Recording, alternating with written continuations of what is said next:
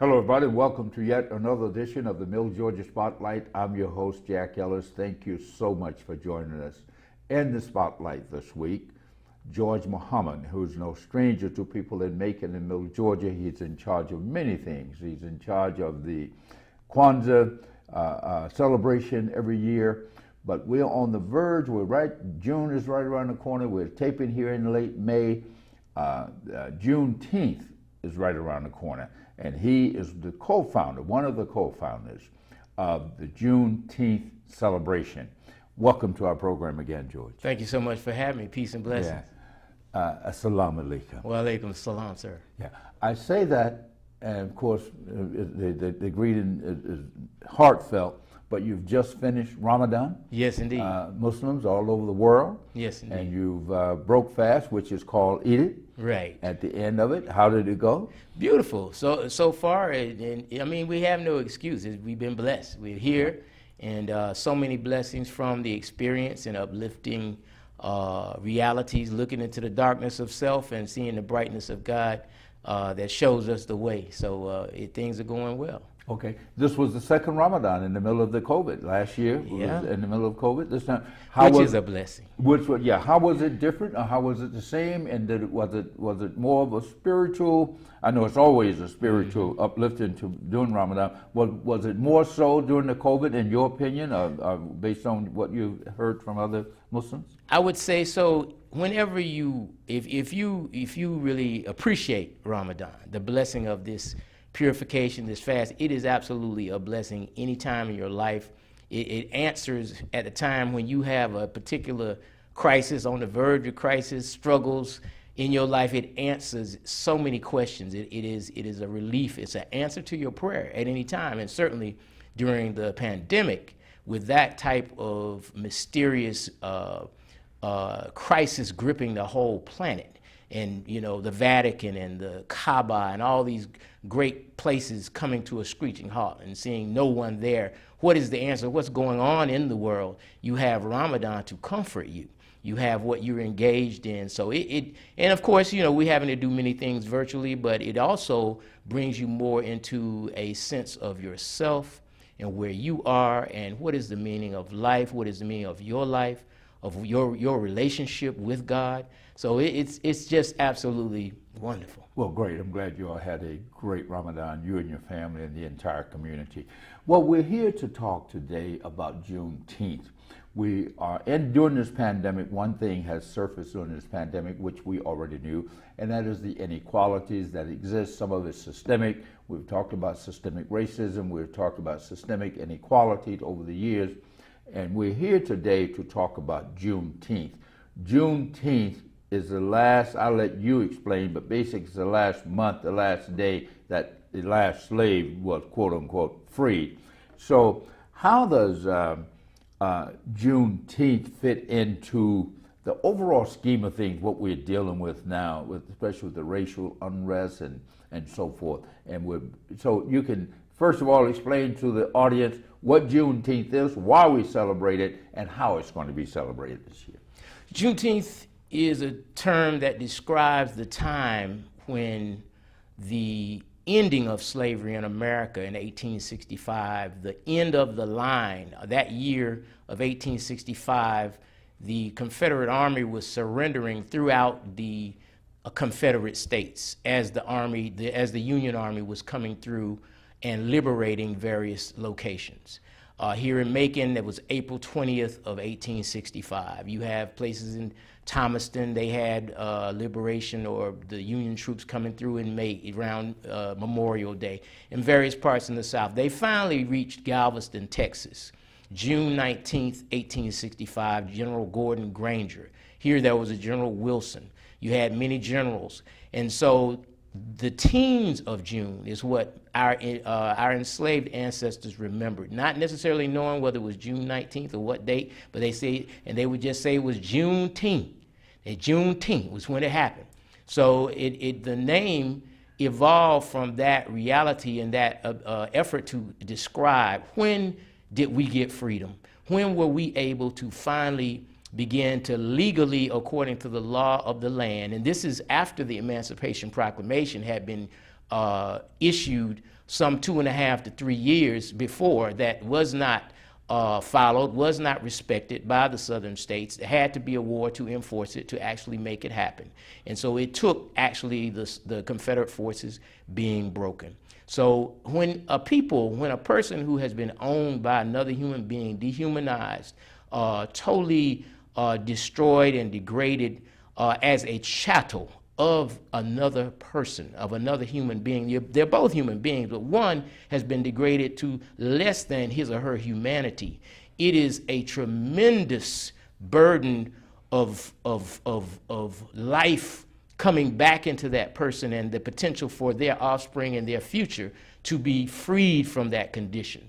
So that is why Juneteenth is a very, very important commemoration for us as Black, African American peoples living in this country, and we still are dealing with all types of indignities, all types of oppression and suppression in this country in many ways. A lot of those old feelings, those old notions, you see it with the voting rights issues and the struggle with all of what has gone through, and the blood has been shed and all of the sacrifice. Still, you have many that have those feelings of hatred, those feelings of looking at another people as less than them. So it's very significant. And even you have in our youth, in many of our, those who are coming up from us, and our very precious youth that are disconnected from the reality of the struggle and of the price that has been paid, the opportunities now. They have so many opportunities, but yet are almost seemingly blinded from taking advantage of those things because of many aberrations of the entertainment, of these poisonous notions that they're being surrounded with. And so Juneteenth gives us an opportunity to clear it up, and let's look at our ancestral obligation, as Dr. Thomas Duvall likes to say. And we have an obligation to our really great ancestors, that on whose shoulders we stand, and who we look like and talk like and move like and think like and create like. We have an obligation to them to honor their suffering and their struggle and their successes and their endurance. We have to honor that by moving forward today. What are we going to build in 2021? What are we going to leave? What history are we going to make of greatness? And that is why Juneteenth is essential for us to remember it. Unfortunately, that it took President Donald Trump disrespecting Juneteenth in Tulsa to wake some of us up to see that it is valuable. It's very valuable to all and valuable to us. But by whatever means God has to move us, it's time to wake up from our slumber. You know, what I noticed, George, today or yesterday, I think it was, here again, we're taping in May. We're going to, Juneteenth is in June. We make sure that's clear. But the Tulsa, Black Wall Street known as, they are talking now about reparation because some of the people are still living. I think one lady was 107 years old who was 7 to 8 years old during that insurrection there. And so we have come full circle, but yet things are coming to the top. So how then should we be celebrating Juneteenth? Not just Black people, but especially Black people, former descendants of these enslaved people. But the entire nation should celebrate that freedom, just as we celebrate the 4th of July and independence. What say you? Absolutely. We call our festival here in Macon the Juneteenth Freedom Festival. And it's held in Tatnall Square Park, where it has been reported. What day in Tatnall? June 19th. June 19th. This year it comes back to June 19th. We always hold it on the Saturday right before Father's Day, sure, closest to Father's Day. But this year it happens to fall literally on that Juneteenth day, June 19th, for the nation. And because that park was a place that Black people could not go for so many years, many would be beaten or killed, or definitely absolutely forbidden to enter Tatnall Square Park. I remember. Yes, sir. I was forbidden. I can't believe that. I remember as a young adolescent that I couldn't walk through that park. That's hard to believe. But anyway, go ahead. But somewhere around about 1971 and then in that realm, Judge Thomas Jackson and William Randall and others worked to, this was an extension of the bus boycott and the civil rights movement here in Macon, were able to liberate that park to where everyone can now use it. We take it for granted as we go through that beautiful park today. And we have no idea that at one time we could not be there. So we give honor to their struggle, calling it the Juneteenth Freedom Festival, because we enjoy the freedom. We're thankful for the freedom. And about the 16th year, this is our 29th year, about the 16th year of our celebration or commemoration, we found out from archivist Muriel Jackson of the Washington Library and some other authors that Macon was actually surrendered. The Confederate forces surrendered in that park in April of 1865. So all the while we were really dealing with the real Juneteenth, or the real freedom space here in Macon, Georgia, which was an amazing revelation. But going back to the issue of the universality of this freedom, for all people, freedom is necessary. Whether you're white or black or brown or red or yellow, whatever shade or color or race or whatever gender, freedom is a necessary a necessary part of your life for you to have the fullness of the way God has created you as a human being. And everyone can appreciate that. When you look into yourself and the creed that you follow, you say, well, hey, I'm a Christian, or I'm a good person, or I'm a Buddhist, or I'm a Muslim, or whatever. You are saying that you respect the lives of yourself, of your people, and other people. And so Juneteenth teaches a lesson of where when one people is subjugated and one people is disrespected and molested and humiliated and their lives are underfoot, then it's the same for all, because that one who is doing them, that treating them that way, also his soul or her soul is poisoned and full of vitriol and toxicity, and none can be free until all are free. So Juneteenth teaches that lesson. It's a beautiful thing. It's not only about black people, but it certainly is very valuable when I can think of when great-great-great-great-grandmother, if I look back at how they didn't even have their names listed in the census. They were just listed as based on their age or based on whether they mulatto or black, or based on certain other characteristics that the slave master would notate. Today, I can see that they are human beings. And finally, today, we can look as human beings. We don't have to go through what they went through. And that's something to truly be thankful to God forever for, and strive and build, because we have now that freedom. Okay, but it's the 19th, but you celebrate it throughout the month. Give us a rundown, if you will, the beginning of the festivities, what type of festivities, how people can enjoy, if you will, the festivities. We have what we call a celebration, I guess you would call it. It is both. It is absolutely a celebration and also a commemoration.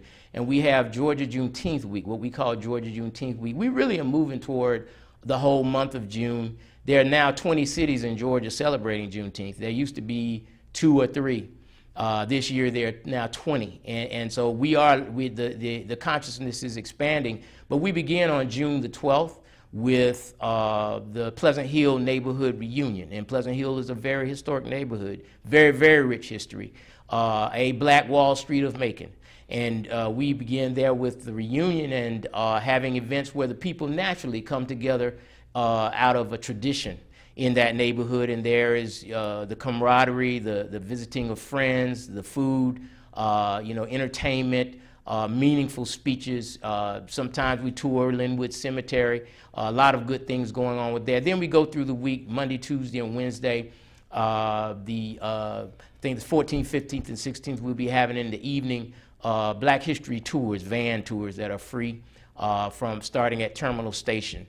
And then we have also a Juneteenth Africa Spelling Bee that is going to be held in conjunction with the Tubman African American Museum on the 17th, and also a finale of that Spelling Bee of the youth.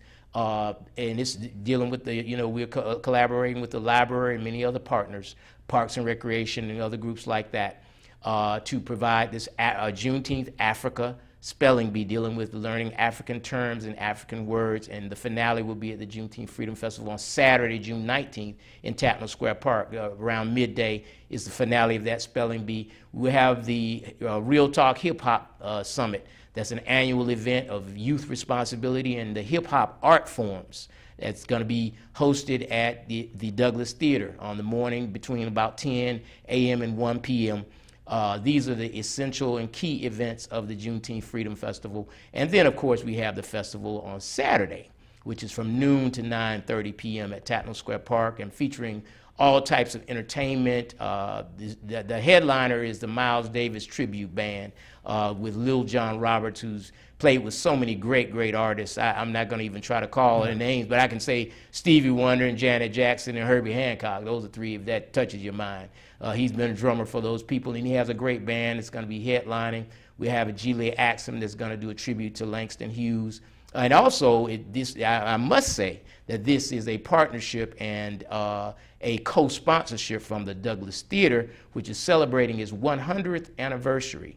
And so the same year, so many things happened in this community, in this country. The same year as the Tulsa Massacre, the Douglas Theater was being founded in Macon, and Minnie Smith's Beta Etta College in Pleasant Hill was being founded in Macon. So this is a landmark year, 2021, and the Douglas Theater, everybody needs to recognize an unsung great genius of business in Macon, Georgia, Charles Henry Douglas, and his theater that Otis Redding and Little Richard and James Brown and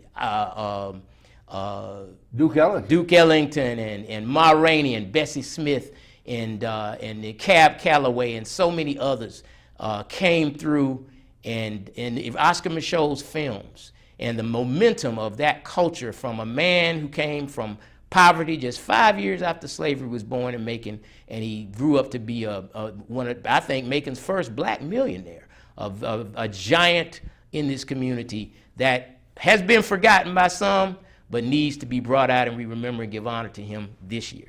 You know, this man, Charles Douglas, in which you speak, was born the same year that my grandfather, my father's father, was born. And we were at the end of a pandemic now. In 2021, we were at the end of that pandemic, which I lost both my grandmother and my grandfather to the pandemic of 1920 and 17, whatever it was, 18. But it was just at the end of it. So when you said that he was born 5 years after slavery, so was my grandfather here in Macon, even though all of his siblings were born during slavery. There was a 10-year gap between his last sibling and him. And the story goes that my great-grandmother said she did not want have another child born into slavery. And so my grandfather was the only one of her 7 children that were born into freedom here in Macon. So I share that bit of history Praise with you. Praise be to God. But getting back to the everything that's going to be happening on that day. Now, these events are free, but you will have people can come and participate with the vendors and support the vendors and so forth. Food vendors, art accessories, cultural items. We will have some artists doing work. Tierra Ponce will be doing some live art in the park that people can participate in. We have many other local performers, great performers doing hip hop, doing gospel, doing blues. We have Batin and his group that Top Secret that are going to do a tribute to Jimi Hendrix. And don't pick up that guitar trying to play Hendrix music if you can't really play. And Batin can play. He can play it. So you're going to have a beautiful occasion, God willing, of the showcase of our culture. We're going to have theater in the park, live theater. So lots of wonderful experiences for the people, but all bringing us back to remembering the significance of the greatness of our ancestors and who we are in their image and in their likeness, and in this day and time, being committed to the responsibility of taking it forward. Yeah. Well, I'm hoping that a lot of people will come out and celebrate both white and black, because this is a time in our city in our country that we really need to come together. We need to show that we celebrate the freedom of all people. If we care about our freedom, we should care about, when I say we as a nation, we should care about everyone's individual freedom. And we have seen that with Cinco de Mayo, that people celebrate that every year just to drink and drink martinis. But this is more than drinking. What we are doing here, we're talking about commemoration, and we're celebrating the not only commemorating the life of these people, but celebrating their life because they endured so much, and here we stand, as you said, on their shoulders. George Muhammad. Could I say this? Yes. In the spirit of righteousness, in the spirit of unity, all men are brothers. Yes. Yes, we are. And I will see you. All women too. All women, men and women. Can't leave them out. I will see you at Tatton Square Park on sir. the 19th of June, and it's going to be the whole month of June. And we're going to put up on the screen as to the billboard as to the different dates and places that thing will be happening. And we wish you a very successful Juneteenth celebration. And thank you for your leadership, that you have held the hem of this for so many years to make sure that this history is told to all people, not just black people.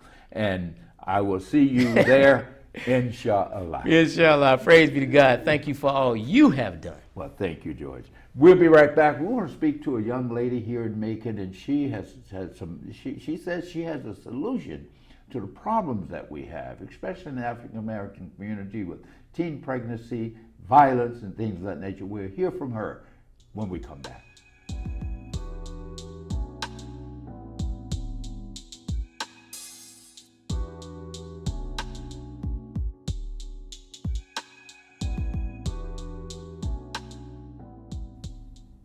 Hello and welcome back to the Middle Georgia Spotlight. We're joined now by Miss Tonya Holloway. Miss Holloway is a person that met me. I know her, we met, and she says that she is sick and tired of the things that's going on in this community, our young people, how they are wayward, if you will, and how we as a community not supporting them and giving them all the love and guidance that they need. And we welcome you to our program. Thank you.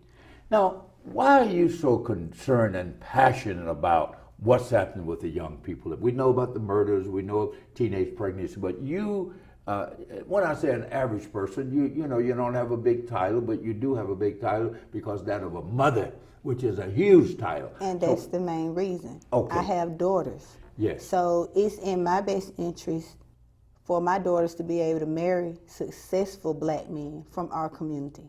So it matters to me what these young guys are doing. I have grandchildren that have to grow up in the community.